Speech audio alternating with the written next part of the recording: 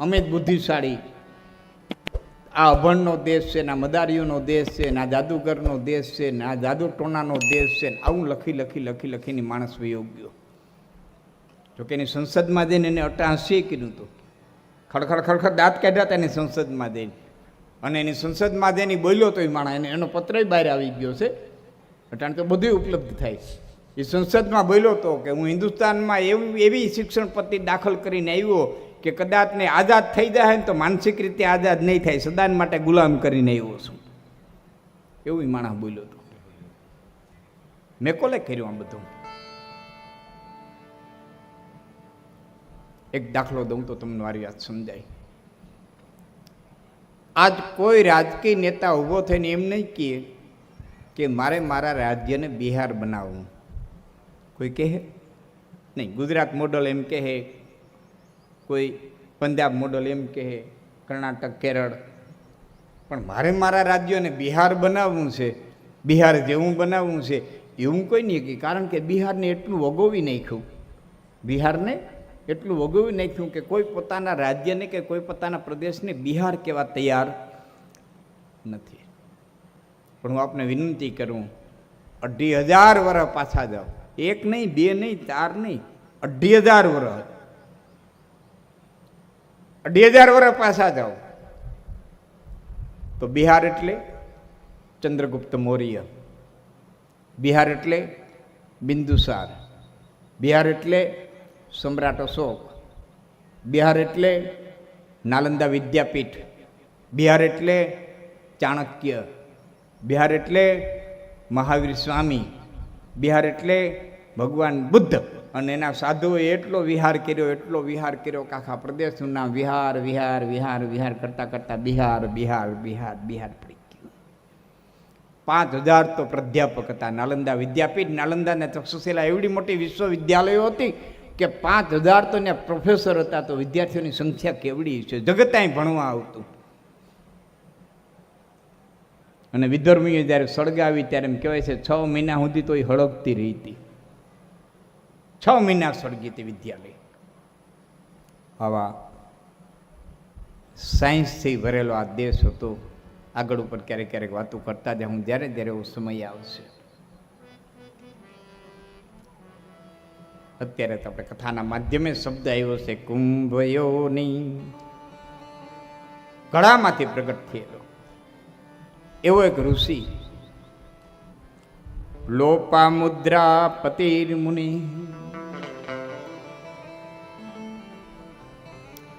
ગળામાંથી પ્રગટ થયેલો મુનિ, જેનું નામ અગસ્ત્ય અને એના પત્નીનું નામ લખ્યું વેદવ્યાસે લોપામુદ્રા. મેં વાંચ્યું છે ક્યાંક કે વિદર્ભ દેશના રાજકુમારી હતા.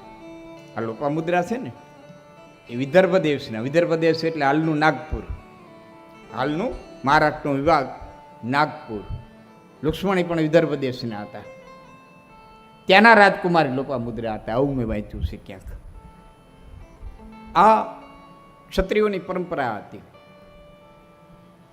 ઉત્તમ ઋષિઓને ક્ષત્રિયો દીકરી દેતા. મહારાજા દશરથના દીકરી શાંતુ એ શૃંગી ઋષિને હારે પરણાવવામાં આવ્યા હતા. બીજી ઘણી બધી કથાઓ છે, આવશે ધીમે ધીમે. પણ મારે એ વાત કરવી છે કે અહીંયા ભગવાન વેદવ્યાસે એના પત્નીનું નામ ન લખ્યું હોત અને હિંમત કર્યું હોત તો ખાલી કે મુનિ અગસ્ત્ય છે એ કૈલાસની અંદર ગયા. લોપામુદ્રા પતિર મુનિ, અકારણ ન લખે ભારતનો ઋષિ. લોપામુદ્રાના પતિ એમ લખ્યું. અને લખવા પાછળનું કારણ મને જે સમજાણું છે એવું તમને કહું. મારા પેલા અનુભવ પ્રમાણે અથવા તો મારા માઇન્ડ પ્રમાણે અથવા તો મારા વિચાર પ્રમાણે ભગવાન વેદવ્યાસ એવું બતાવવા માગે છે કે આ દેશનો મોટા ભાગનો ઋષિ છે ને પરણેલો હતો. અહીં વશિષ્ઠ પરણેલા હતા,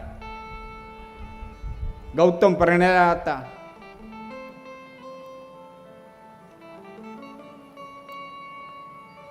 મોટા ભાગનો ઋષિ આ દેશનો પરણેલો હતો.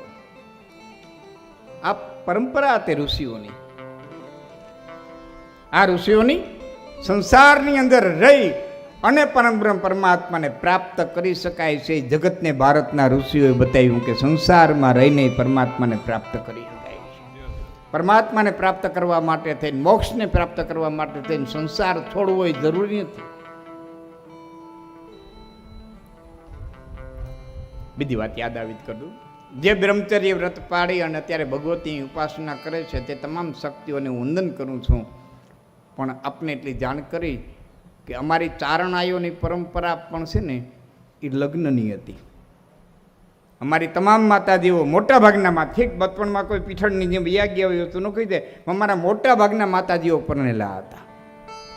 અને એના બધા પરિવાર આજે છે. આ તમે મોણિયા જાઓ, અમારા નાગબાઈનો પરિવાર છે. દાત્રાણા જાઓ, આ નાગબાઈનો પરિવાર છે. તમે ડેરડી જાઓ ઢસા પાસે, અમારા જાનબાઈનો પરિવાર છે. અમારા માતાજીઓ પણ બધા પરણેલા હતા. અને જગતને બતાવ્યું કે સંસારની અંદર રહી અને પણ તમે પરમાત્માને પ્રાપ્ત કરી શકો છો. વ્યાસ એ બતાવવા માંગે છે ને કે લોપામુદ્રા નામ લખવાની બહુ જરૂરિયાત નહોતી. અહીં કોઈને લાંબી ઓળખાણી આપવી નથી. લખ્યું લોપામુદ્રા પતિર મુનિ. લોપામુદ્રાનો પતિ. આ લખવા પાછળનો હેતુ મને એટલો દેખાય છે કે આ ઋષિવાદ હતો અને ઋષિવાદની અંદર ઋષિઓ પરણેલા હતા. કિલ્લાની અંદર રહીને લડવાનું હતું. આવેગોની સામે જીક બોલાવવાની હતી. આશ્રમમાંથી આશ્રમમાં જવાનું હતું. બ્રહ્મચર્ય આશ્રમ ભણી લે, પછી ગ્રહસ્થાશ્રમ ખૂબ સારી રીતે ભોગવી લે, પછી વાનપ્રસ્થ આશ્રમ દીકરાઓને વેલસેટ કરે અને પછી સંન્યાસ આશ્રમ. છેલ્લો આશ્રમ સંન્યાસ આશ્રમ. આશ્રમમાંથી આશ્રમમાં ભારતનો ઋષિ જાતો. કારણ કે મન અતિ ચંચળ છે. મન અતિશય ચંચળ છે. અર્જુને તો એમ કીધું છે કે હે કૃષ્ણ, મુઠ્ઠીની માલિકર હવાને પકડવી જેટલી દુષ્કર છે એટલું મનને પકડવું દુષ્કર છે.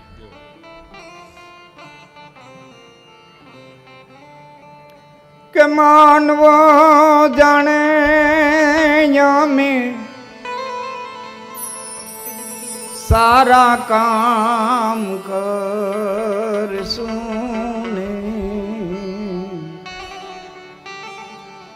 ઓવડો પડે આ સંતાપ મન સમજાવીના. આ મનના બહુ વરોહ ન કરાય. કડે કીડી કડે મકોડી,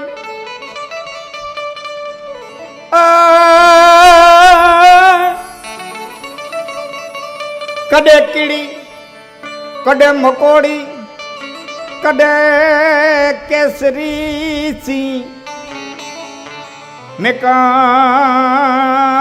મેકણ ચે હીડો હકડી ધારણે ન સજોડી. મેકણ ચે હીડો હકડી ધારણે એ રીએ ન સજોડી. ફેરે રાખે. ઘડીક વાર દાની થઈ જાય, ઘડીક વાર લોભિયું થઈ જાય, ઘડીક વાર કામી થઈ જાય, ઘડીક વાર નિષ્કામી થઈ જાય, ઘડીક વાર સુરવીર થઈ જાય, ઘડીક વાર કાયર થઈ જાય, ઘડીક વાર લોભિયું થઈ જાય, ઘડીક વાર ઉદાર થઈ જાય, ઘડીક વાર આળસુ થઈ જાય, ઘડીક વાર આમ સતત ફરે. કડે કીડી કડે મકોડી, કડે કેસરી છે. મનના બહુ ભરોહા ન કરાય. પીપળાનું પાન જેવું છે, દીવાની શેક જેવું છે, ધજાની પૂંછડી જેવું છે, વિશેના વાવડે ડોલનારું છે. કોઈ સદગુરુના ચરણને માલિકોએ બાંધી દીધું હોય તો જ આ થીર રહીએ. નામમાં થીર કરી દીધું હોય, સત્સંગમાં થીર કરી દીધું હોય ત્યારે મન થીર થાય. તો ભારતનો ઋષિ આજ કૈલાસની અંદર આવ્યા છે. ભગવાન ભોળાનાથના ધામની અંદર આવ્યા છે. ત્યારે ગત્વા કુમારભ્યત્ય પ્રપચ્છ વિવિધા કથા.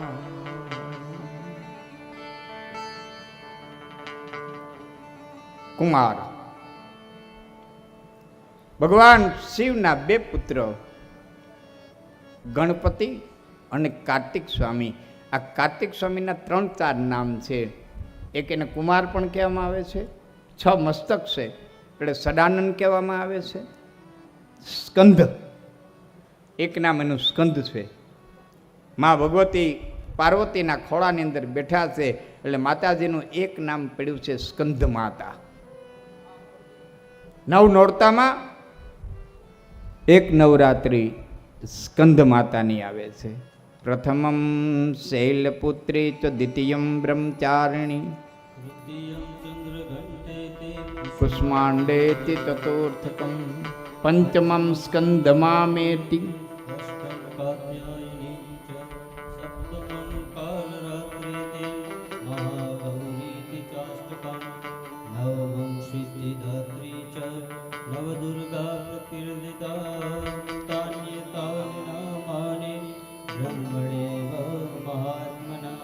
પાંચમું નોરતું નવરાત્રિનો 5મો દિવસ એ સ્કંદ માતાનું છે. 18 પુરાણમાં એક પુરાણનું નામ છે સ્કંદ પુરાણ. બહુ મોટું પુરાણ છે. હું માનું છું ત્યાં સુધી સૌથી મોટું પુરાણ હોય તો સ્કંદ પુરાણ છે મારા વાતન પ્રમાણે. પછી બીજા કારણ કે 18 તો મેં વાંચ્યા ન હોય, પણ મારા વાતન પ્રમાણે સૌથી મોટું પુરાણ હોય તો સ્કંદ પુરાણ છે. આવા ભગવાન કુમાર સ્વામીની પાસે સ્કંદ મુનિ સ્કંદ મહારાજની પાસે અગસ્ત્ય મુનિ આવ્યા છે. અગસ્ત્ય વાચ ભગવંતારકારાતે દેવી ભાગવતસ્ય તું. અમારા આ ભાઈનું માઇક આપો, થોડું બીજા સાંભળે, મારા જેટલું આપો. ભગવંતારકારાતે દેવી ભાગવતસ્ય તું.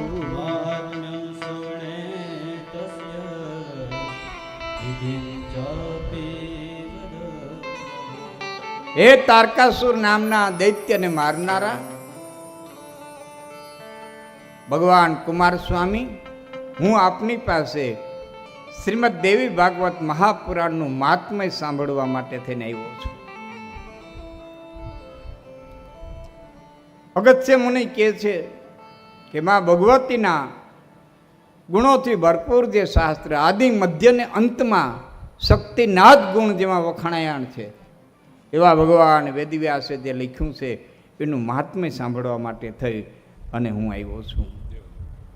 અને શબ્દ વાપર્યો, હે તારકાસુરને મારનારા. તારકાસુર નામનો એક દૈત્ય થયો હતો. એની કથા છેલ્લે આવશે, પણ અટાણે જરાક સંક્ષિપ્તમાં આપને કહું.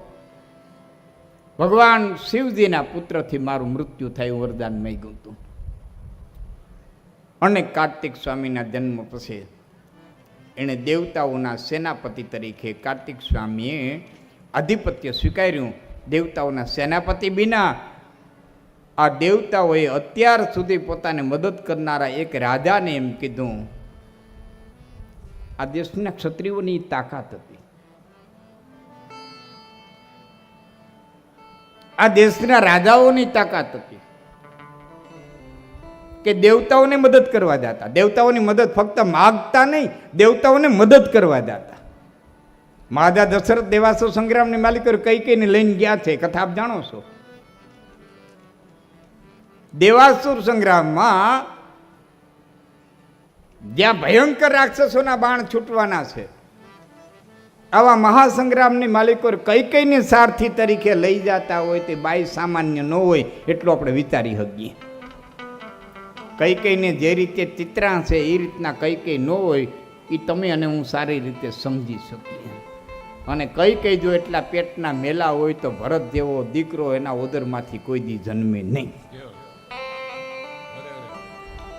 એ ભલે વિશ્વારુણી પ્રગટા અન જલ્દી મથો અયોધ્યાનો પણ ભરતની ભેટ ભારતને કઈ કઈ વીણ મળત ક્યાંથી. તો આ દેશનો ક્ષત્રિય, આ દેશનું રક્ષણ કરનારો ક્ષત્રિય એટલો તાકાતવાન હતો કે ખાલી દેવતાઓ પાસે આમ હાથ બે જોડી અને મદદ માગે ન રાખતો, દેવતાઓને મદદ કરવા પણ જાતો. અને એવો ક્ષત્રિય રાજા દેવતાઓને મદદ કરવા માટે થઈને ગયેલા. વર્ષો સુધી એને દેવતાઓને મદદ કરી, સેનાપતિ પદ ભોગવું. દેવતાઓએ હાથ જોડી અને કીધું, હે રાજા, અમે ખૂબ ખૂબ આપના આભારી છીએ, વર્ષો સુધી તમે અમારું રક્ષણ કર્યું. આપણે વિચાર કરવો પડે કે હંમેશા માટે આપણે દેવતાઓ પાસે રક્ષણ માગીએ, અને એ રાજાઓમાં કેવી તાકાત હશે દેવતાઓનું રક્ષણ કરવા જાય, કેવી સિદ્ધિ પ્રાપ્ત કરી છે, કઈ તાકાત પ્રાપ્ત કરી છે, કેવી શક્તિની એણે ઉપાસના કરી છે, કેવી એણે શક્તિની સહાય લીધી છે કે દેવતાઓને મદદ કરવા જાય. એ રાજા, ઘણા વર્ષો સુધી તમે અમને મદદ કરી છે, અમે તમારા ખૂબ ખૂબ આભારી છીએ. હવે અમને અમારા સેનાપતિ મળી ગયા છે. તારકાસુરે બ્રહ્મા પાસેથી વરદાન માંગ્યું છે, શિવજીના પુત્રને હાથે મારું મૃત્યુ થાય. શિવજીના પુત્ર અમને મળી ગયા છે, હવે તારકાસુરનો વધ નિશ્ચિત છે. પણ અત્યાર સુધી તમે અમને તારકાસુરના ત્રાસમાંથી જે મુક્ત કરાવ્યા એ બદલ અમે આપને વરદાન આપીએ છીએ કે આપને જે ઈચ્છા હોય એ માગો. ત્યારે આ દેશનો ક્ષત્રિય કહે છે કે હે દેવતાઓ, મારે બીજું કાંઈ જોતું નથી, મારી પાસે હું નથી, બધું છે. બસ ખૂબ લડી લડી અને થાક્યો છું. વર્ષો સુધી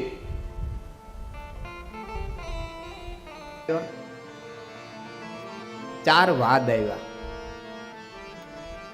શંકરાચાર્યજી મહારાજ અદ્વૈતવાદ લઈને આવ્યા, બ્રહ્મ સત્ય જગત મિથ્યાનું સૂત્ર.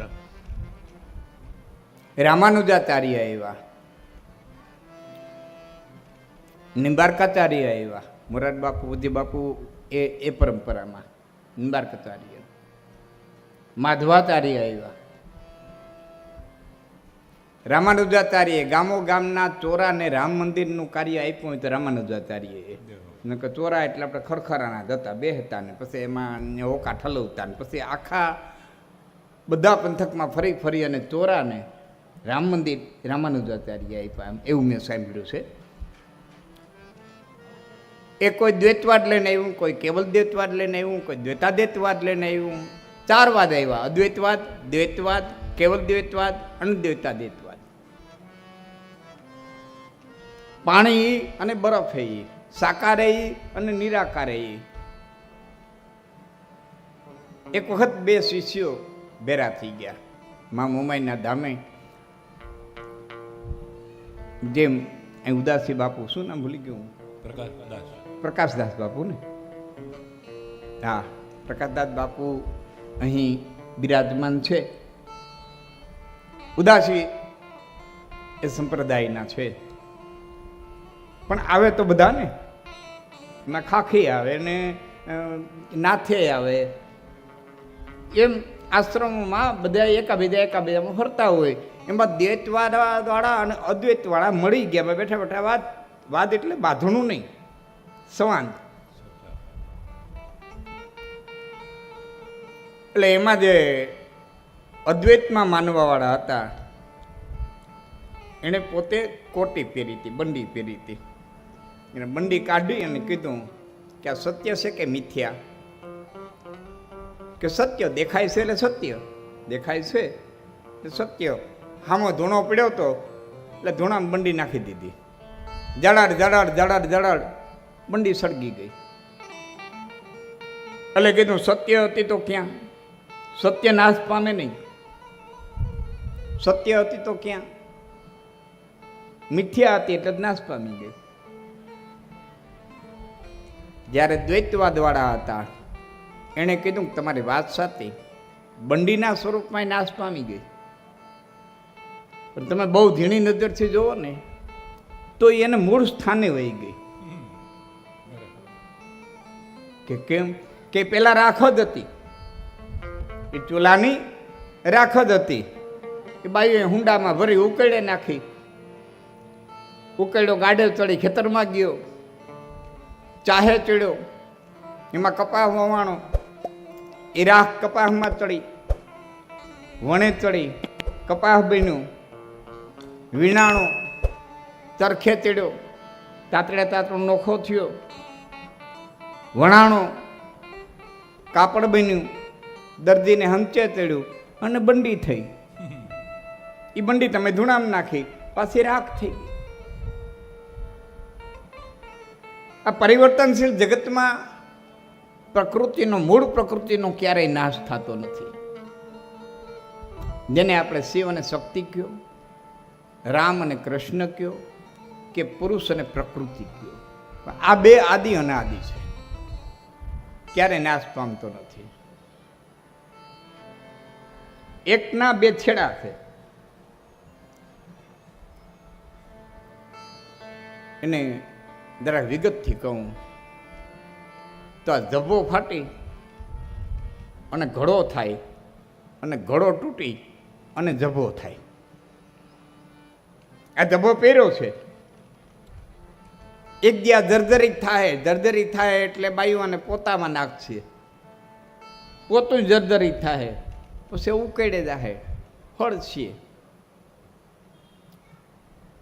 ધરતી અરે માટીમાં માટી થાય, એ માટી કોઈ કુંભારના હાથમાં આવશે તો ચાકડે ચડશે, ને ચાકડે ચડ્યા પછી ઘડો બનશે, પાછો પાણીયારે મુકાશે, અને જેથી ઘડો ફૂટશે તેથી ઠીકરા પાછા ઉકેડે જાય, ને પાછા એ ખેતરમાં જાય, ને પાછા વણે ચડશે, ને પાછા એમાંથી કપાસ થાય, ને પાછા એ તાતડે તાતડા બનીને કાપડ થાય, ને કાપડ થાય, ને પાછો જભો થાય, ને પાછો લાખણથી ગઢવી કથા કરવા જાય. આમાં કોણ ક્યાં કઈ જભા વંડી જાય, કઈ વંડી જભા થાય, કોઈને કાંઈ ખબર નથી.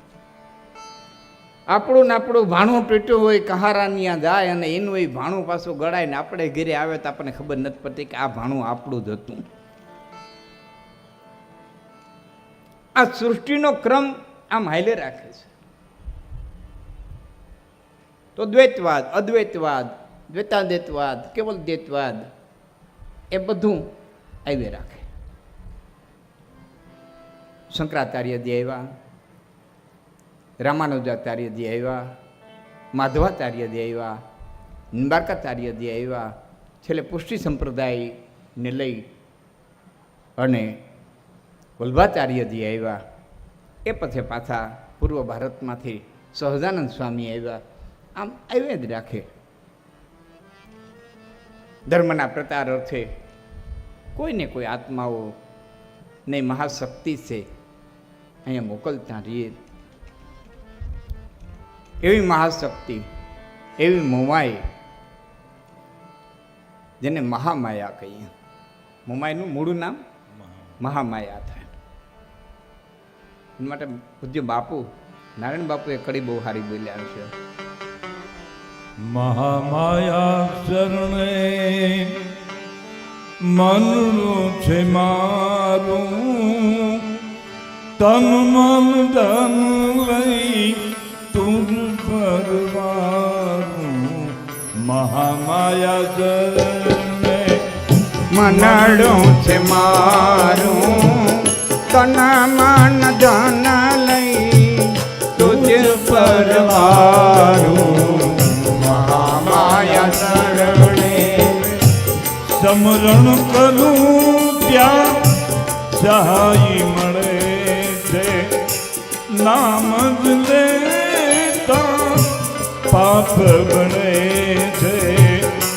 દુનિયાદારીનું સુખ, ઓ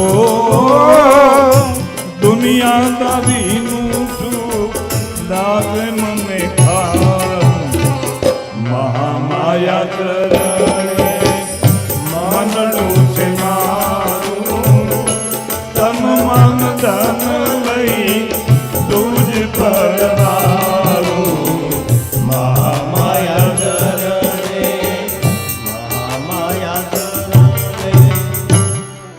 મહામાયાના શરણની અંદર આપણે બેઠા છીએ. શ્રીમદ દેવી ભાગવત મહાપુરાણ ભગવાન વેદવ્યાસ રચિત 18,000 શ્લોક છે, જે આદિશક્તિએ અડધા શ્લોકની અંદર નારાયણને કીધું હતું.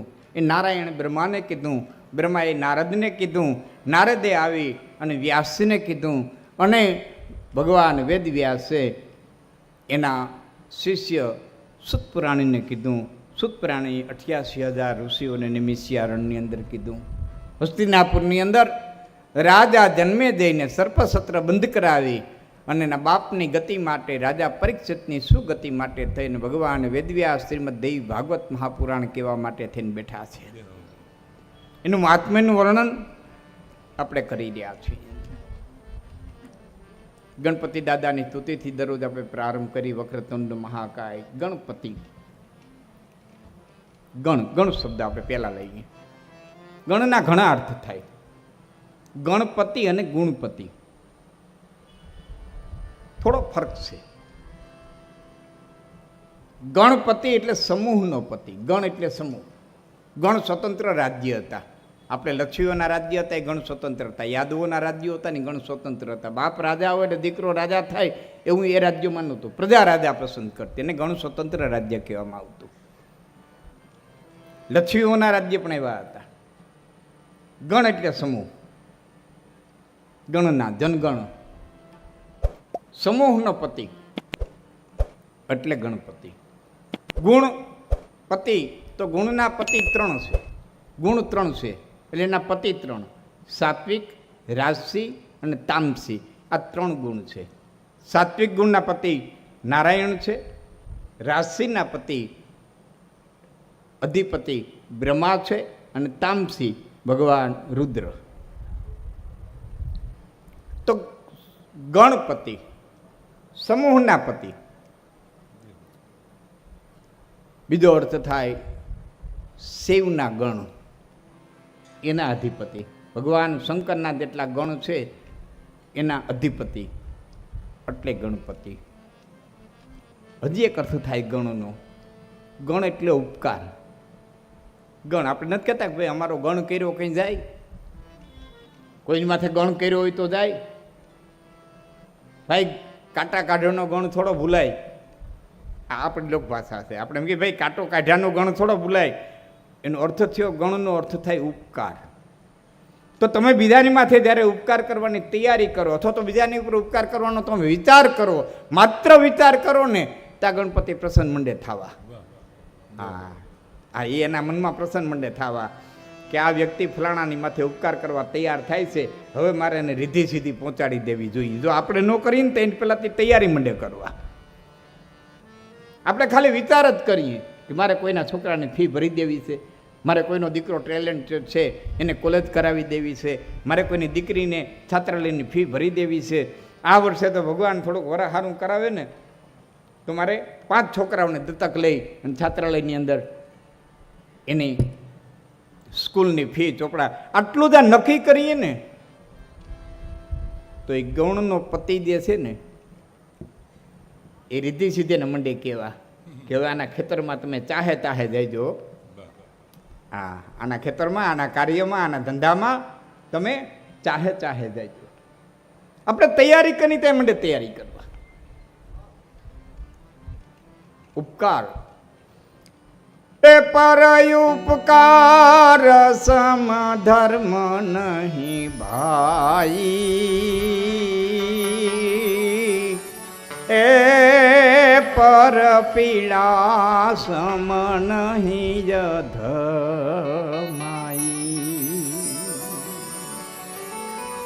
પર ઉપકાર સમ ધર્મ નહીં ભાઈ. બીજાની માથે ઉપકાર કરવા સિવાય, ઉપકાર કરવા સમાન બીજો કોઈ ધર્મ નથી. શાસ્ત્રકારો તેમ કીધું છે કે અપકાર કરનારી માથે ઉપકાર કરી દો.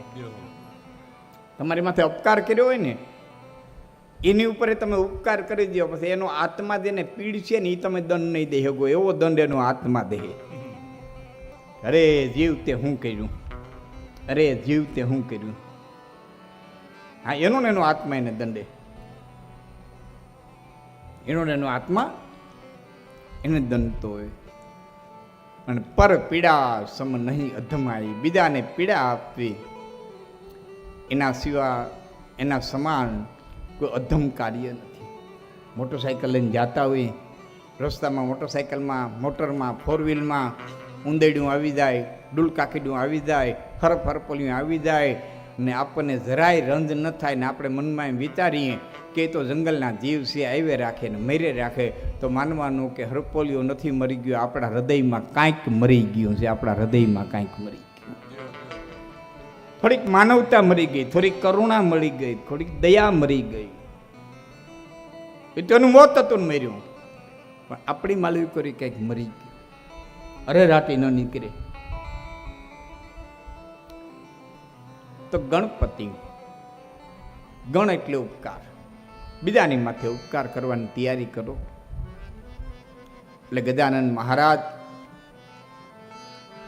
બહુ પ્રસન્ન થાય, બહુ પ્રસન્ન થાય.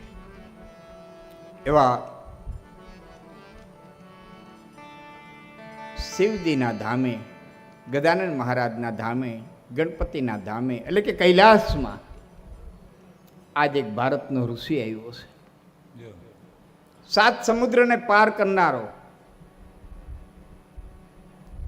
લૌકિક રીતે તો એમ કહેવાય કે 7 સમુદ્રને પી ગયા હતા, પણ 7 સમુદ્રને પી ગયા હતા એનો અર્થ એવો થાય કે 7 સમુદ્રની જેણે શેર કરી લીધી હોય અને સમુદ્ર પારની દુનિયા જેણે જોઈ લીધી હોય.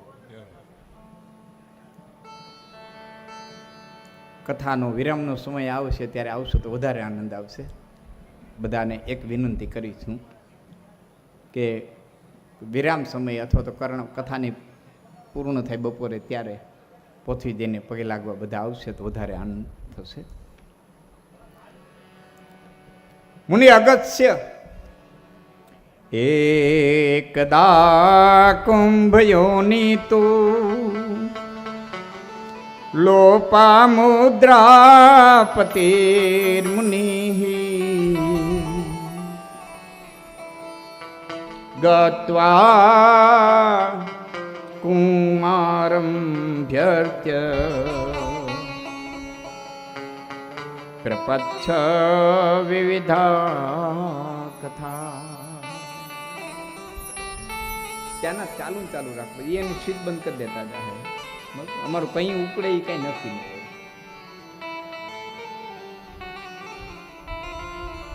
કૈલાસની અંદર ભારતનો એક ઋષિ આવ્યો છે, જેણે 7 સમુદ્ર પીધા એમ કહેવાય છે. પણ પીધા એટલા આમ ઓદરમાં ઉતાર્યા હોય 7 સમુદ્ર, એ વધારે પડતી વાત લાગે, થોડી ચમત્કારી ઘટના લાગે. પણ આપણે ઘણી વખત નથી કહેતા કે ભાઈ તો વેદને ઘોડીને પી ગયો, ફલાણો ભાઈ સાહિત્યને ઘોડીને પી ગયો. ભાઈ એ તો કવિ કાગ બાપુની તમામ કવિતાઓ બોલે, કવિ કાગની વાણીના 7 ભાગને 8 ભાગને ઘોડીને પી ગયો. ટૂંકમાં એણે શેર કરી લીધી અથવા તો સમુદ્રને માપી લીધો. ભગત બાપુએ લખ્યું છે આને માટે એક કડી કે મુજ થકી કોઈ મોટું નથી અને લેખ જેણે એવો લખાયો, લેખ લીધા પછી નરમ રે તો સદા,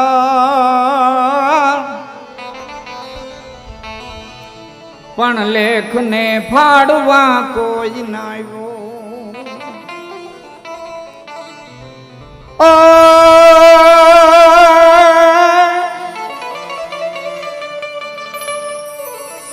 સર્વને હું ગણું, સર્વને હું ગણું, અહંકાર ઉર્માન લાવ્યો, તેદી ઉદરમાં ઉતાર્યો કુંભ ભવ મુનિએ, અને ગે બનો ફેસલો ન્યા બચાવ્યો, તેદી ઉદરમાં ઉતાર્યો કુંભ ભવ મુનિએ, ગે બનો ફેસલો ત્યાં બચાવ્યો. આ કુંભ ભવ ઘડામાંથી પ્રગટ થયેલા આ સાયન્સ ત્યાં પતી ગયું છે. આ ભારતનું તે વખતનું સાયન્સ આજ પણ પતી ગયું. અમે ભણતા ત્યારે ભારતે એક ટેસ્ટ ટ્યુબ બેબી ઉત્પન્ન કરી હતી. અત્યારે તો મોટી ઉંમરના થઈ ગયા હોય. મોટા મોટા લેખ આવ્યા હતા, ભારતની સિદ્ધિ, ભારતની સિદ્ધિ, ભારતે ટેસ્ટ ટ્યુબ બેબી ઉત્પન્ન કરી, ટેસ્ટ ટ્યુબ બેબી ઉત્પન્ન કરી. આ દેશ માટે નવી નવાઈની વાત નથી. મહાભારત ધ્યાનથી વાંચો.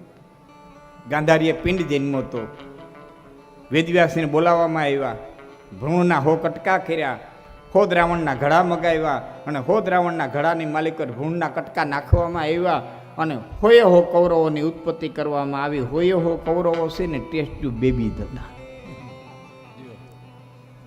આ દેશ પાસે બહુ મોટું સાયન્સ હતું. મેકોલ નામના અંગ્રેજે આવી બધા પાઠ્યપુસ્તક ફેરવ્યા.